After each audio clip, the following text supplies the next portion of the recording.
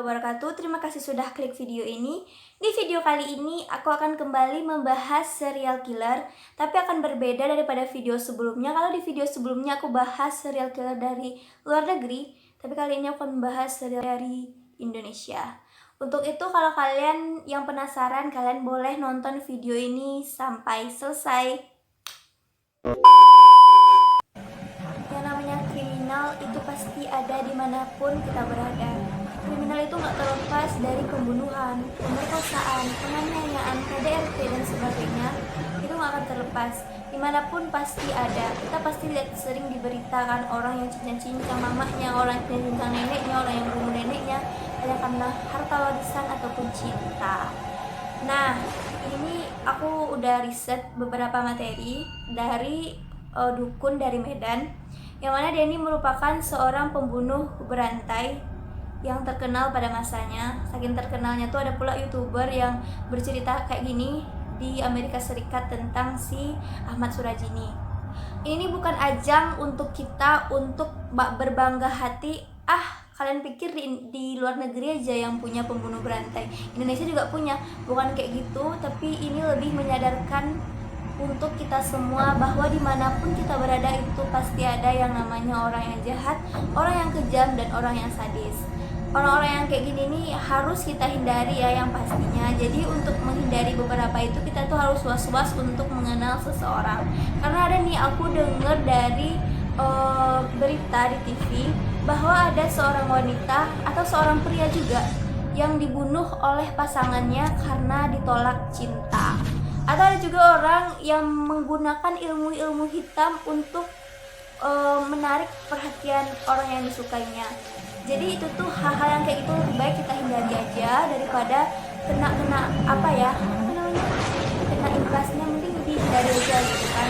Jadi kali ini aku akan membahas tentang dukun AS atau Ahmad Suraji yang berasal dari Sumatera, tepatnya Medan. Ahmad Suraji atau yang disebut dengan dukun AS, yang mana dia tuh merupakan dukun terkenal di Medan pada saat itu, yang lahir pada 10 Januari 1949.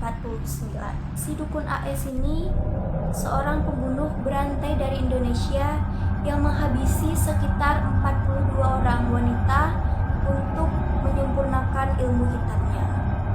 Aku akan ajak kalian untuk membahas masa kecil dari Ahmad Surajini.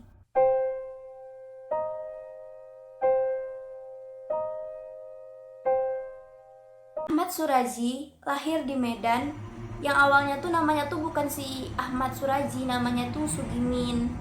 Ayahnya itu namanya Jagon dan ibunya tuh bernama Sarti. Ayahnya tuh bekerja sebagai dukun, sedangkan si ibunya ini bekerja sebagai ibu rumah tangga biasa, nggak bekerja ibunya tuh ibu rumah tangga biasa. Si Sugimin ini, kita panggil Sugimin aja dulu ya, karena dia tuh belum ganti nama nih pas di sini. Si Sugimin ini memiliki 3 bersaudara dan si Sugimin ini anak pertama. Jadi si AS itu anak pertama dari 3 bersaudara. Si Sugimin ini udah sering keluar masuk penjara karena udah sering nyuri lembu. Jadi udah sering lah dia tuh keluar masuk penjara kan. Pas dia keluar masuk penjara itu barulah dia tuh ganti nama menjadi Ahmad Suraji. Dia berharap kalau dia udah ganti nama itu tuh dia akan memulai hari-hari yang baru dengan sikap dia yang baru yang lebih baik lagi, mungkin seperti itu. Tapi ternyata tidak. Dengan nama Ahmad Surajini, itulah mulanya pembunuh di Indonesia. Si AS ini, kita manggil si AS lagi ya. Si AS ini menikah sama si Tumini. Pertama, Tumini orang Pekanbaru. Tumini ini punya saudara 2 orang. Jadi dia tuh si Tumini ini 3 bersaudara. Saking gilanya si AS ini dinikahinya 3 orang ini, 3 kakak beradik ini, ditaruhnya pula serumah. Jadi pas dia tuh minta izin sama mamanya kan, "Mak, aku nih ingin nikah nih sama adik-adiknya si Sumini," kata si AS ini kan. Mungkin mamanya ini bilang, "Gila apa lo ya?" Mungkin kayak gitu kan kata si mama si AS ini. Tanpa restu dari ibunya tuh nikah aja lah si AS itu. Tapi pada saat itu dia udah mulai jadi dukun, tapi ya dukun orang-orang percaya, kadang berhasil, kadang enggak, kadang manjur, kadang enggak kayak gitu. Waktu dia umur 12 tahun dia tuh udah hobi nih sama yang namanya ilmu hitam. Dia udah ingin mempelajari yang namanya ilmu hitam.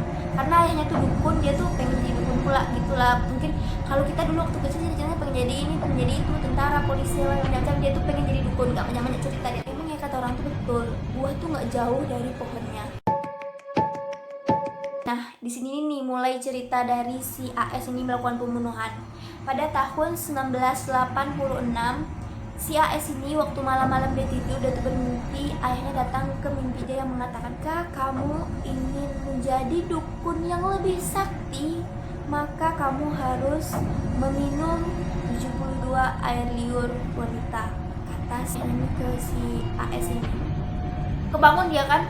Udah kebangun dia, percaya dia tuh, dia yakin bahwa yang datang ke mimpi dia itu betul-betul ayahnya. Dia tuh merasa mungkin ilmu hitam dari ayahnya itu secara turun-temurun ke dia dengan cara seperti itu. Jadi yang namanya manusia nggak pernah puas ya, walaupun udah banyak orang yang percaya sama si AS ini, tapi dia tuh masih ingin menjadi dukun yang lebih sakti lagi. Dan dia tuh merancang-rancang tuh, kayak mana lah caranya supaya aku nih jadi dukun sakti, gimana lah caranya aku tuh supaya aku tuh bisa meminum air liur 72 wanita, kata si AS ini. Mikir-mikir lah dia kan, udahlah sampai situ nyampe lah pikirannya itu ke sini. Kayaknya aku harus bunuh nih pasien-pasien wanita aku supaya aku bisa minum air liur mereka, kata si AS ini. Udahnya sampai situ kan, dia tuh melancarkan aksinya selama 11 tahun dari 1986 sampai 1997. Si AS ini membunuh pasien wanitanya itu yang biasanya kalau wanita yang datang ke si AS ini pengen makin cantik, ngasih penglaris di jualannya supaya suaminya nggak berpaling, kayak gitulah kira-kira kan kalau wanita yang datang ke si AS ini. Dalam 11 tahun si AS itu tuh melakukan pembunuhan, dia tuh melakukan itu secara nyicil, kadang sehari gini, besok seminggu lagi, sebulan lagi, kayak gitulah. Dan dia tuh diduga membunuh 42 orang wanita, tapi ada sih yang bilang kalau si AS ini lebih banyak membunuh daripada 42 itu, sekitar 88 orang wanita, karena pada saat si AS ini beraksi itu tuh masyarakat merasa kehilangan saudara wanitanya udah 88 orang. Cara si AS ini membunuh pasiennya itu dengan cara diajak nih, nanti kok jumpaku di ujung desa, nanti tuh diajak lah si pasien ini yang pengen minta cantik tadi, aku pengen cantik gitu, diajak lah pasiennya ini pergi ke tempat perkebunan tebu dekat rumahnya. Dia tuh ngelakukan aksi itu bukan dia sendiri, tapi sama istrinya si Tumini, istri yang pertama, istri yang paling setia, yang mau dimadu, istri paling bucin. Udah pergi kan dia sama pasiennya tuh, misalnya udah pergi di situ, nanti tuh dibilang lagi nih, kamu harus melakukan ritual apa yang aku suruh gitu kan, dan kamu tuh nggak boleh kalau kamu datang ke tempat aku, kamu tuh nggak boleh orang lain tahu kalau kamu tuh tempat aku, kata si AS ini. Sedih pula dia tuh Udah sampai situ, nanti tuh dikalilah lobang sama si Tumini sama AS ini. Lah, ritualnya tuh dengan cara apa? Dengan cara memasukkan wanita itu ke dalam tanah itu batas pinggang, dan batas pinggang udah dikuburnya perempuan itu mulai dicekeknya lah, mempan pakai tangannya, cekeknya pakai tali. Itu kerjaan si AS ini sama bininya. Udah mati kan, misalnya bukanya pakaian orang itu, diambilnya barang-barang yang berharga gitu kan, dikuburnya di situ. Si AS ini juga punya pemikiran bahwa dia tuh harus menghadapkan kepala si korbannya ini untuk ke rumahnya supaya makin berlipat ganda. Aku juga nggak kebayang sih kayak mana caranya si AS itu minta ngambil air liur si pasiennya, aku nggak membayangin juga. Aku kayak gitulah kira-kira cara si AS ini untuk menghabisi si korban. Bertahun-tahun si AS itu melakukan aksi itu, tapi nggak ada satu orang pun yang curiga sama si AS itu, sampai satu ketika pada tanggal 20 April 1997, Sri Kumala Dewi, seorang wanita juga, datang ke rumah si AS itu untuk berobat. Dia tuh datang sama si tukang becak, nama tukang becak ini Andreas. Dia datang situ kan, dia bilang lah sama si Andreas, kok jangan kasih tahu orang kalau aku nih kesini ya, katanya tuh. Jangan kok kasih tahu suami aku, siapapun pokoknya nggak boleh aku kasih tahu. Jadi si Andreas nih ya udah iya aja gitu kan. Mungkin si Dewi ini malu nih, dia berobat sama dukun AS, mungkin dia malu, atau suaminya nggak ngizinin dia untuk berobat sama dukun atau gimana, kita juga nggak tahu apa alasan dia kan supaya nggak ngasih tahu. Lagian persyaratan sama si dukun AS tadi kan nggak boleh orang lain tahu. 3 hari setelah Dewi itu menghilang, ada ada seorang pejalan kaki yang sedang jalan-jalan di di perkebunan itu. Udah jalan-jalan dia heran kan, kok tanah ini kayak udah baru dibongkar kan. Dia mungkin ngira harta karun atau apa gitu kan, jadi mencurigakan menurut dia. Jadi dikalilah tanah itu. Udah di situ temukanlah mayat si Dewi. Ditemukan mayat si Dewi itu kan, jadi di otopsi. Orang nggak tahu apa-apa, kenapa dia dibunuh, siapa yang bunuh dia orang nggak tahu kan. Semua warga pun panik pada saat itu saat menemukan jasad si Dewi itu di dalam tanah itu. Di polisi ini ngeinterogasi suaminya dulu kan sama keluarga terdekatnya. Sampai tuh nggak ada yang tahu tuh siapa sih yang bunuh siapa nih, yang si Dewi itu orang nggak ada yang tahu kan. Nah, datanglah si Andreas ini ke kantor polisi, bilang ke polisi, "Pak, kemarin aku ngantar si Dewi ini ke rumah si dukun AS," katanya tuh. Oh, katanya dia mau berobat, katanya tuh kan si Andreas udah bilang nih, karena Dewi itu udah menghilang aja nggak tahu jejak kemana kan. Tanpa berlama-lama si polisi itu langsung ke rumah si AS Ahmad Suraji untuk menginterogasi dan menggeledah rumahnya.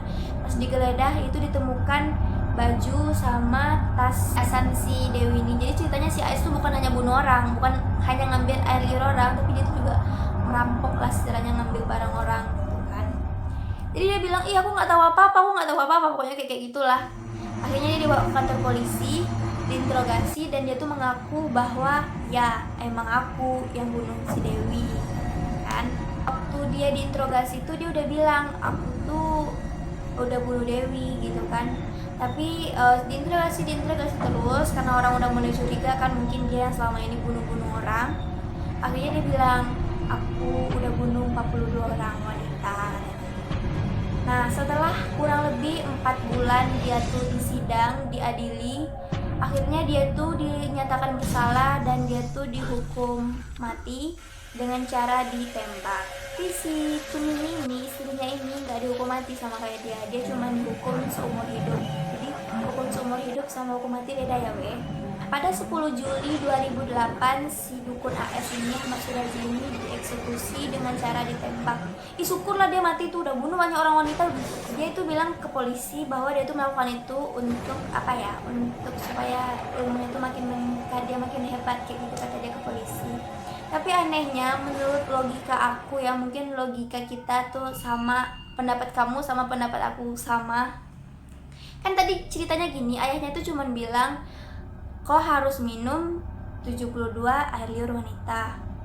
Itu aja kan yang dibilang sama ayahnya tuh. Ayahnya juga nggak bilang bahwa kau harus menghadapkan kepala si korban ke ke rumahmu supaya berlipat ganda.